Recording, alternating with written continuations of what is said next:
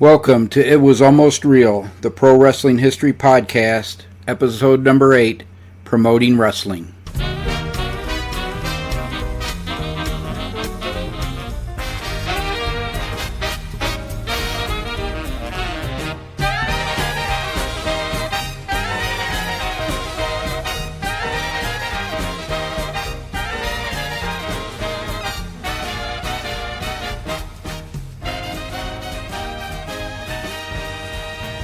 Hello and welcome to this episode of It Was Almost Real, the Pro Wrestling History Podcast. My name is Ken Zimmerman Jr. and this is the podcast dedicated to the history of professional wrestling between 1870 and 1920, although we sometimes stretch into the 1930s. In this episode, I will be talking about the development of the promotional system in the 19-teens and the early 1920s, but first I wanted to do an update.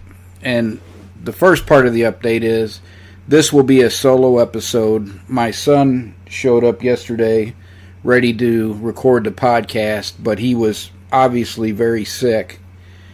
And I didn't want to, in this era of COVID, I didn't want to take a chance that he had something serious when he should have been home resting, and instead had come here to do the podcast with me. So I sent him home and told him, I've done solo episodes before.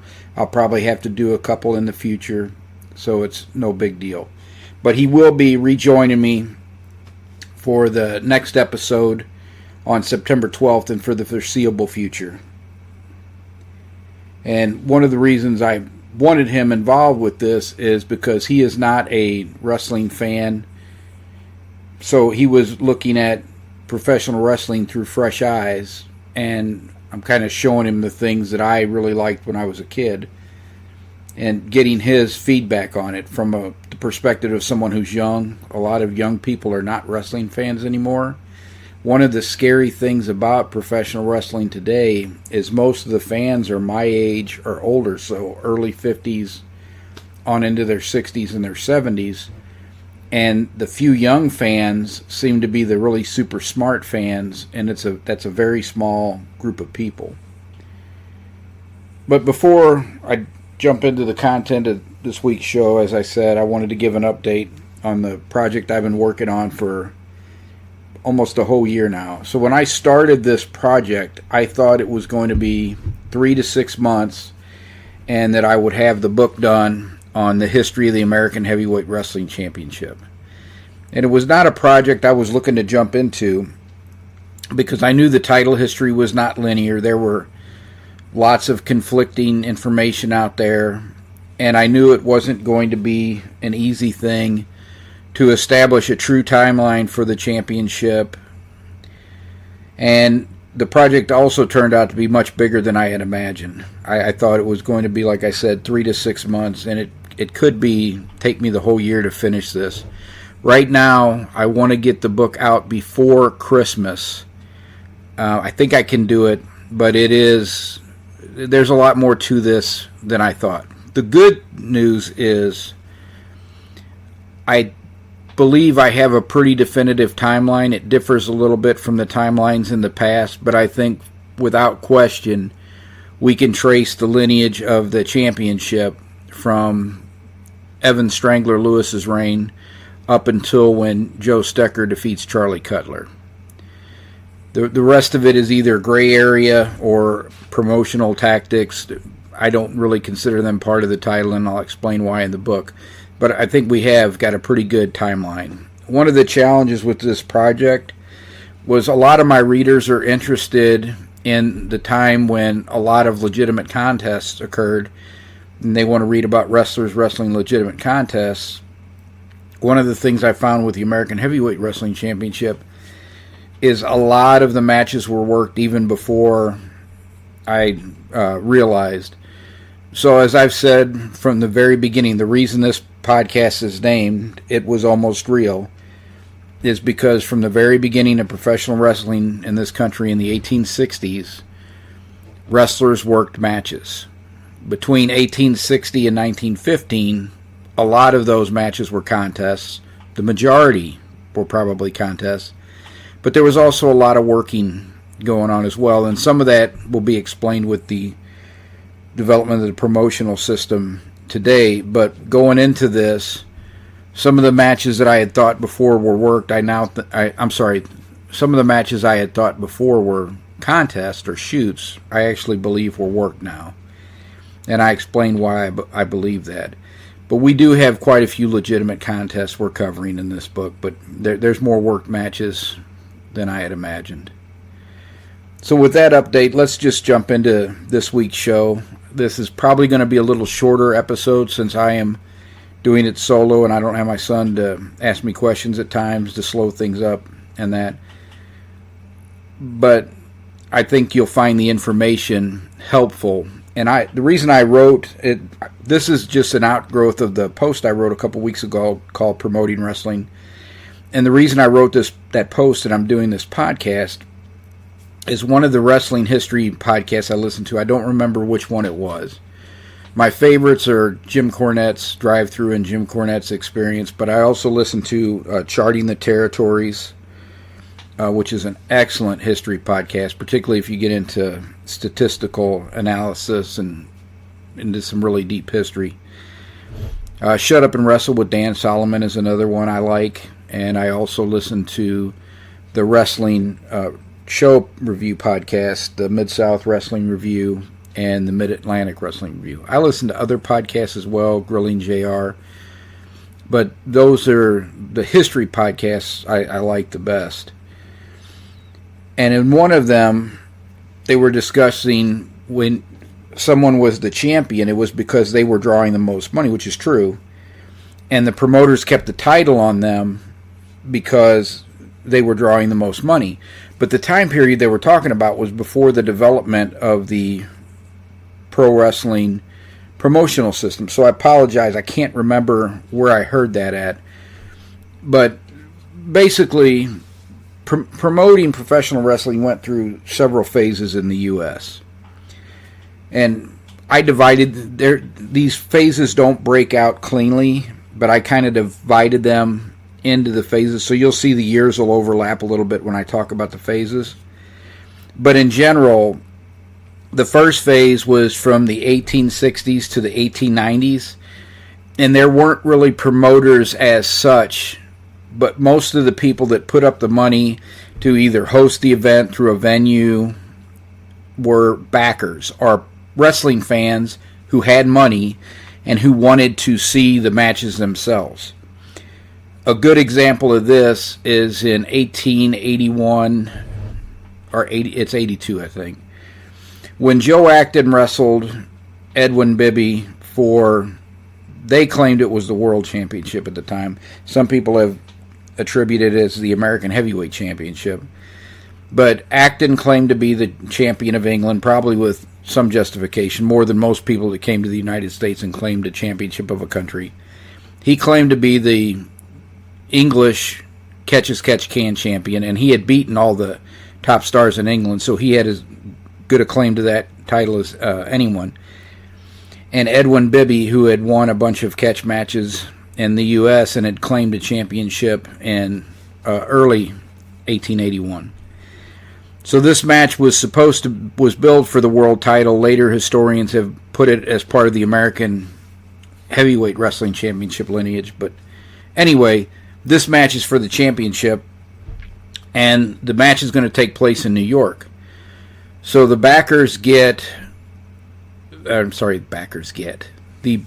rent Madison Square Garden. I can't remember if it was Madison Square Garden 2 or 3, but it sat several thousand people. But that match only drew 300 paying fans. And the backers, the wrestling fans who really wanted to see the match, took an absolute bath on that match. And this was one of the reasons why. There were two reasons. Matches were less frequent in the 19th century for travel. It was harder to get to places. It took a while to get enough backers interested to see a match to be able to host a match. So you had to try to build up for these matches. And if they were legitimate contests, there was a high chance that the wrestlers were going to come out with some injuries, even if they weren't seriously injured, from the match. So for all of those reasons, you will see the 19th century, the wrestlers are pretty inactive. And generally when they go to a place and they spend a few weeks there and they have 4 or 5 matches, it's because they're working some of them or all of them. It's unusual for you to see more than 3, 4, 5 legitimate contests in a year in the 19th century. Lewis probably did it a couple times, but it was unusual. So it's also harder to attract the backers, to get back to our topic for today, promoting professional wrestling.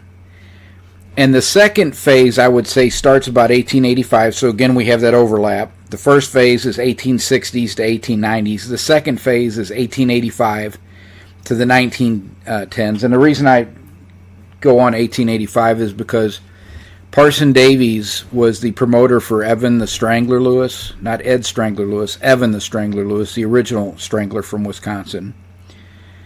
And he was one of the first managers that served as sort of a quasi-promoter.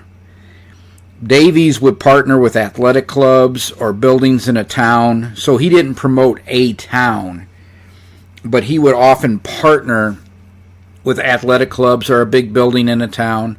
They wrestled some matches in New York. They wrestled a lot of big matches in Chicago. He had a very good relationship with, I believe it was the Empire Athletic Club, who would later on sponsor a lot of matches of Frank Gotch's.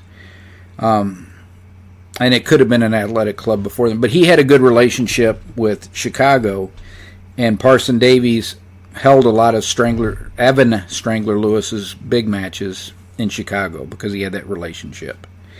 And they would also use backers. Managers were not ones to really invest their own money into these contests, so they would find backers as well. By this period, though, they're starting to draw bigger crowds. When I say bigger crowds, we're moving out of the hundreds and we're moving into the thousands. So 1,200 fans to 3,000 fans is a pretty good crowd. And Evan Strangler Lewis was drawing those crowds regularly. So usually Lewis would get a nice payoff, and the promoters, even after paying for the venue, would also make a little bit of money. So it's getting easier to promote these matches. But again, these matches are still infrequent because a lot of them are contests. A lot of them have a high degree of injury. You've also got the weather. This is before air conditioning, so there are certain places that you can't have wrestling during the summer. There's certain places that you have a hard time having wrestling in the winter because it's just hard to get around, even with trains. But it's getting more lucrative. And because it's getting more lucrative, then we start getting into the third phase. And this is around the 19-teens to the 1920s. So you have promoters like Jack Curley that get started in wrestling as these quasi-promoters working with Frank Gotch's management team. Jack Curley was the American manager for George Hackenschmidt during the second Hackenschmidt match in Chicago.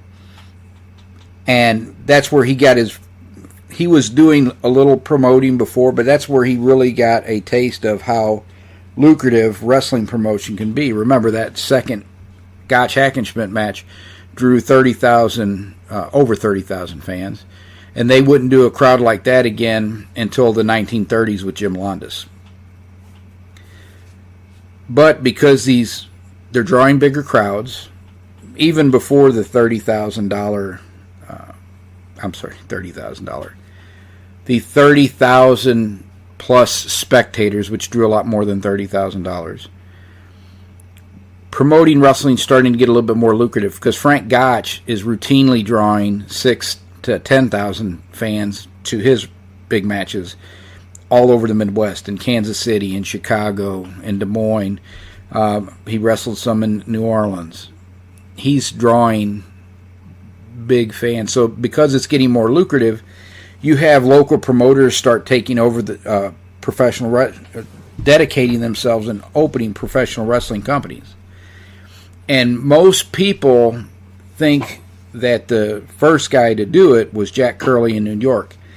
He was the first promoter to take over a major town and become the promoter, followed by Paul Bowser in Boston, followed by, it was Tom Pax in St. Louis after 1924. What people don't know is before Tom Pax, his uncle, John Contos, actually promoted wrestling in St. Louis from 1922 to 1924. He had started the promotion, but he decided to become the promoter full-time of Dan Koloff and travel the country with Dan Koloff.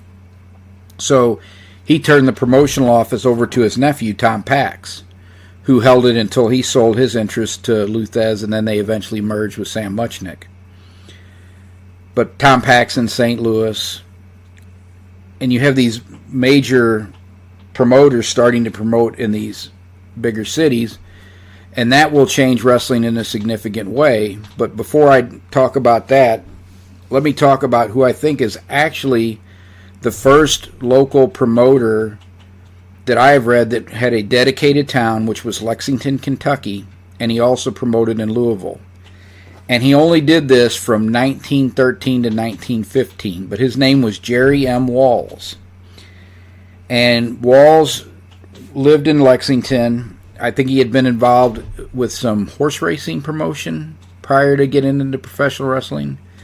But he had a connection with professional wrestling. I can't remember if he was a wrestler or if he just knew wrestlers. But he opened a promotion in 1913 in Lexington, and he lured a wrestler by the name of Bob Friedrichs, who most fans know as Ed Strangler Lewis. It was in Lexington in 1913 that Walls suggested Bob Friedrichs change his name, and he changed it to Ed Strangler Lewis as an homage to Evan Strangler Lewis, because Ed Strangler Lewis was also from Wisconsin. He was from Nakusa, Wisconsin. And Walls, as the manager and promoter of Ed Strangler Lewis, promoted those Kentucky towns from 1913 to 1915. After 1915, I can't find where he's promoting wrestling anymore in Kentucky. I can't find any reference to him, although I'm still researching and trying.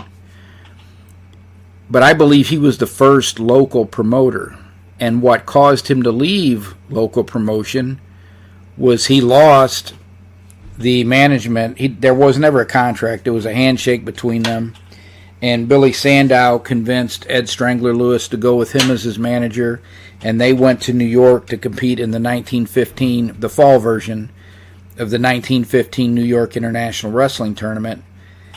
And when he left the promotion and went to New York, it appears that Walls shut down his promotion and quit promoting. But Walls drew lots of big stars to Kentucky to wrestle with Lewis, including William Demetrol. They had an American Heavyweight Championship title switch, two actually, in Lexington. And they also attracted some of the bigger names at that time. I think Joe Stecker might have gone to Kentucky during that time. But most of the big names from the Gotch crew, Jesse Westergaard, Charlie Cutler, Henry Ordman, they all went to Lexington to wrestle with Lewis. So Walls, I believe, actually deserves the credit as the first established local promoter in the United States. That may change. I may find someone else in future research, but right now, he's the earliest dedicated local promoter I have found in professional wrestling. So let me talk about what the development of the local promoters in major and small cities did to professional wrestling. Professional wrestling was already moving towards becoming a worked exhibition because, as I've talked about on several of the podcasts, if you go to my website and you've read any of my articles, you know legitimate contests between equally skilled wrestlers were often long, boring, and inconclusive. Those long, boring matches, you're talking 4-hour draws, 7-hour draws, those boring, conclusive matches were really hurting professional wrestling developing into a spectator sport.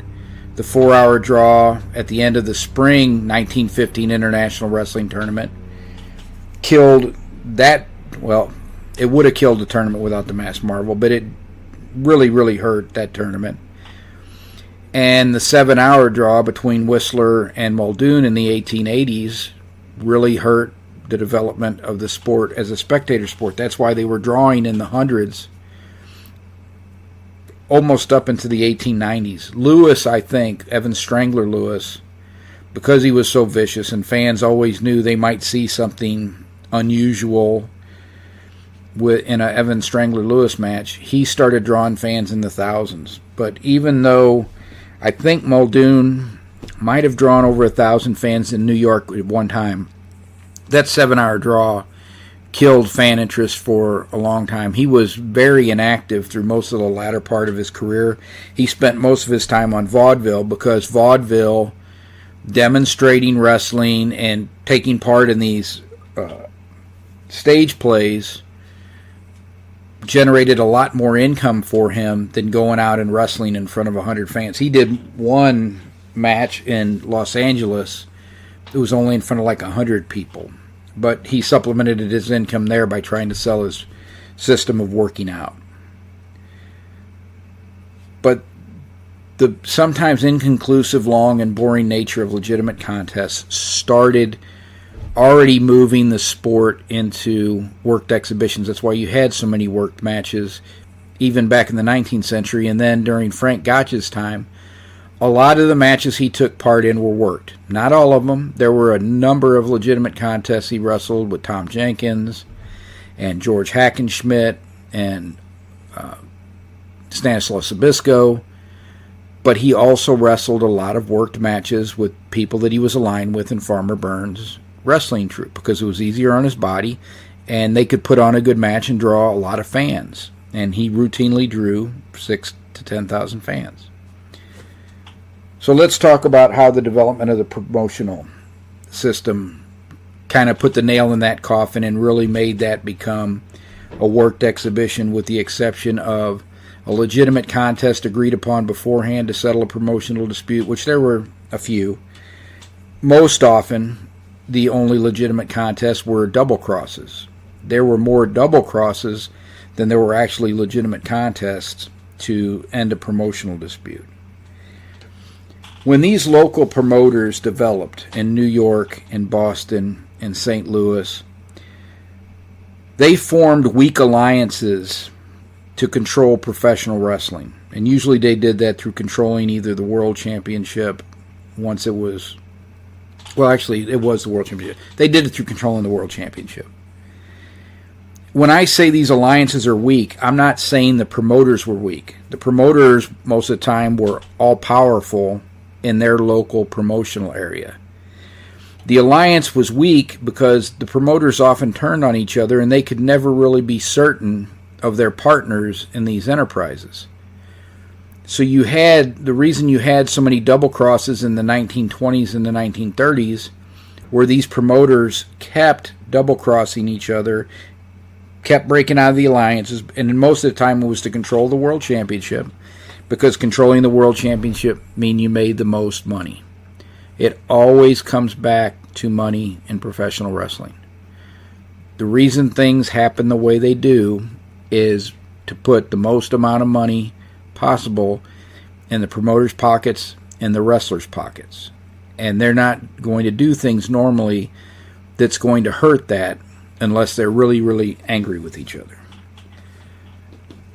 But these local promoters, because they wanted to control the championship, they wanted to make sure that the money kept flowing into their coffers, the most important thing, they would get involved in these weak alliances to control the championship. And to control the championship meant that all matches from now on had to be worked exhibitions where the promoters knew who was going to win and who was going to lose. They didn't want a colorless, boring champion winning the championship in a legitimate contest and then being stuck with somebody who couldn't fill their stadiums or their arenas or their convention halls or the Turnavarian halls, wherever they were hosting wrestling at in Wichita, they would often draw between 6,000 and 10,000 fans. But they're not going to do that if the person at the top of the card is boring. And when I say at the top of the card, realize at this time you could be looking at 2 matches. In a really big place like New York, you're probably looking at 4 matches. But you're not looking at the kind of cards you would see in the 60s and the 70s. You're going to see a 2 to 4 match card depending on where you are at. So once the promotional system developed in the late 19 teens, because really Curly was the only one that was really strongly established in the 19 teens. In the 1920s, you had a lot more people firmly established. Paul Bowser in Boston, and he would be the longtime Boston promoter. Tom Pax in St. Louis, and he would be the longtime St. Louis promoter until he was replaced by Sam Muchnick. All these promoters worked together at times to try to maximize their investments and their profits. But when they got mad at each other, they would start, double-crossing each other. Which the double-crosses led to the last development in promotion for a while until Vince McMahon took things national. And that was the formation of the National Wrestling Alliance in 1948. This was a strong alliance of promoters, and they were able to exercise a lot more discipline on their members than these loose alliance of local promoters had done in the past, where they were constantly double-crossing each other. They also got themselves in some trouble with the U.S. government in the 1950s over antitrust, and there was always a few members that would kind of go off the reservation. But for the most part, the National Wrestling Alliance finally put an end to all the double crosses in the late 40s and early 50s. But the major development of local promoters was wrestling was no longer a contested sport. It was now worked exhibitions. And that would get very, very controversial in the 1930s when all the exposés started coming out, because some of the people that had got double-crossed on the promotional side, like Jack Pfeffer, started exposing professional wrestling in the newspapers. Well, one of the big problems, and this was an issue even going back into the 1800s, a lot of times the wrestling promoters and wrestlers would work gambling schemes on the wrestling fans or the spectators or people that like to bet on wrestling. And this was going on all the way up into the 1930s when the matches were works. And when that was exposed, that brought a lot of official heat in the form of athletic commissions and governments really looking at wrestling like they never had before. By the time I was watching wrestling in the 70s, I was surprised to know that they used to gamble on it, because nobody was gambling on wrestling. Even the people that believed it didn't gamble on it, because I think even the true believers, the people who wanted to believe it, just like you want to believe a good TV show, a good movie, or anything else from an entertainment standpoint, they knew, I don't know what's going on, but something's going on. So nobody ever wanted to bet me on David Von Erich versus Harley Race. But in the 30s, that was common. And by the 30s, wrestling has worked. And that caused a lot of heat for promoters and wrestlers. That's also why pro wrestling has the very checkered reputation it does throughout most of history. So I think I've probably covered that about as in-depthly as it can be covered. I'll just state that the long, inconclusive, and boring nature of legitimate contests led the sport towards becoming a worked exhibition, and the development of the promotional system made it a worked exhibition at that point. So I could end the podcast there, but I actually want to recommend everybody to watch a PBS special that I just recently viewed on St. Louis wrestling. And my son and I are going to review the things I gave him to watch on the next podcast. And I'll probably have him watch this as well. But wrestling in St. Louis was a little different than a lot of places in the country because it was still covered like a sport. They didn't say it's legitimate. They didn't cover it in the newspaper also by making fun of it either. They didn't talk about the legitimacy or the lack of legitimacy of professional wrestling. They just reported straightforwardly in the newspaper, here's the card for tomorrow night, and then they would report the results the next day. And I think they may have been one of the few that was, I know Memphis, they reported results as well. In fact, they showed some of the matches results on the news.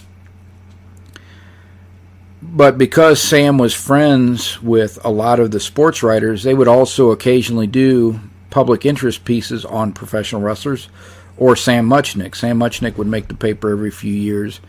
One of his old friends from his sports writing days would have meet him at lunch and then just write up what was going on. But this documentary that was produced by our PBS station here in St. Louis, Channel 9, is called Head Over Heels, Remembering Wrestling at the Chase. I will have a link for it in the show notes, which you can view at kenzermanjr.com/episode 8.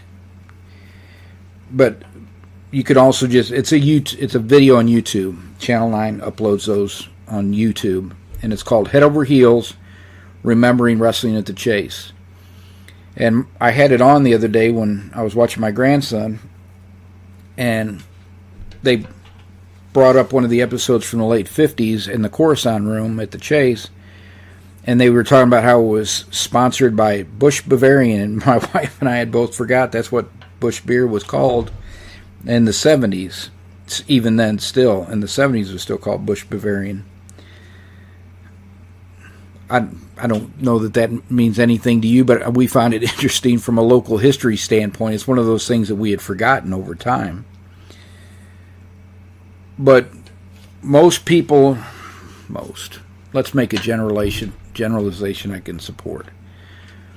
Lots of St. Louisans revolved their Saturday or Sunday plans around professional wrestling's Wrestling at the Chase show. Not everyone, but a lot of people either got up early to go to church so they could get home to watch it at 11 o'clock on Sunday morning, or they watched the Saturday show. Now, by the time I was old enough to start watching it, the Saturday show was on like 2 o'clock in the morning. So most people watched it Sunday morning. And I would get up early and go to church so I could get home to watch Wrestling at the Chase. But if we were going down to the lake, I would stay up till 2 o'clock in the morning, watch professional wrestling, and then get about 4 hours sleep before I had to go down to the lake the next day. That's how much of a fan I was. I didn't miss an episode probably from 1979 until it went off the air in 1983. And when WWE took over that time slot, it was just like Black Saturday for Georgia Championship Wrestling watchers. It was the same way it was in St. Louis. What is this garbage and where's our Wrestling at the Chase? But that wouldn't have happened probably. Well, I don't want to say anything I can't support, because maybe Sam saw the writing on the wall and he knew what Vince McMahon was going to do, and that's why he retired when he did. I think it had a lot more to do with his wife passing away that same year. That's why Sam, because he had been thinking about retiring for a while. So maybe if Sam was here, Vince would have eventually got it anyway. I don't think so, because the one thing that no one had was Sam's relationship with the Copplers, who owned Channel 11. But the problem was Sam had retired in the beginning of 1982, and the people that took over Wrestling at the Chase and the St. Louis Wrestling Club didn't have a clue as to what made St. Louis special, why Sam was so zealous about not allowing some of the silly stuff that went on in other promotions happen in St. Louis, and within a year and a half they had ruined a perfectly good promotion.